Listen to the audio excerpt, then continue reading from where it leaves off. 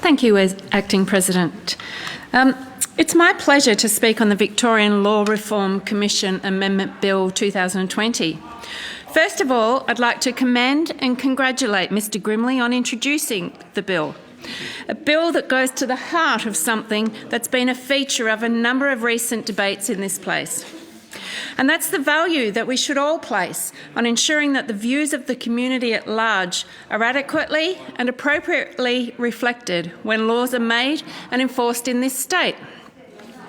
The core principle to which this piece of legislation gives expression is the goal of more broadly liberating law reform in Victoria. That's a very important principle in a number of respects. Perhaps the most significant of those is that it reflects that it is wrong, very wrong, to believe that it's merely MPs, their staff and public servants who should always be at the forefront of instigating changes to the law. Professor Rosalind Croucher, the President of the Australian Law Reform Commission at the time, put this very well when she said in March 2017, and I quote, "There are many law reforms that happen as a result of government will or ideology, as part of political platforms, but this should not drive independent law reform." I agree both with her and with Mr Grimley on these points. In fact, all else being equal and within reason, the more opportunities that we can give the wider Victorian public itself to make serious and meaningful contributions to the current and future direction of public policy and law in this state, generally the better it will be for our democracy and for justice. As Mr Grimley observed in his second reading speech, there have been just 8 community-initiated law reform inquiries that have been pursued across the 20 years of the VLRC's existence. That's not exactly a great track record in the sense of providing members of the public with opportunities to help shape future laws. Worse than that, there have been just 4 since 2008, or an average of just 1 every 3 years. Even purely on that basis alone, Mr Grimley is absolutely right to have brought this to the attention of the Parliament and to seek to redress the balance here.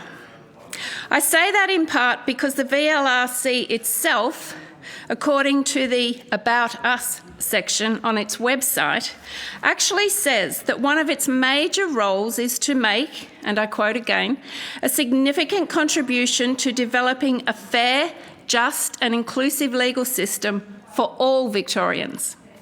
It goes on to say on that page that, and I quote again, "The Commission consults with the community and advises the Attorney-General on how to improve and update Victorian laws." I will acknowledge here that Victoria isn't necessarily an exemption and that many jurisdictions around the world do find it difficult to practically enable greater civic engagement with the law reform processes. Nevertheless, there are some good examples that do show how some other bodies are making this happen. Among these are the New Zealand Law Commission, the Law Commission of England and Wales, and the Law Commission of Canada. In the latter case, its operation ever since 1997 has specifically been governed by a formal commitment to engaging all Canadians in the renewal of law to ensure that it is relevant, responsive, equally accessible to all, and just. Even closer to home, I would also note the ALRC's striking success last year in directly engaging and consulting Australians in the formulation of its work plan and priority issues and topics to 2025. At the end of that process, its current president, Justice Sarah Derrington, said, and I quote, "It is the first time the ALRC has formally sought the views of the Australian public on future inquiry topics. Their input has enriched the process and given a real sense of the legal issues that concerns them. If I had more time at my disposal, I would probably be inclined to make some more wider-ranging remarks about the importance of authorities also acting in a timely and responsive way to these organisations' reports. Instead, I'll just briefly note that in Victoria's case, there have often been long delays over the years between the VLRC's completion of its reports and their public release, and more to the point, the implementation of the recommendations.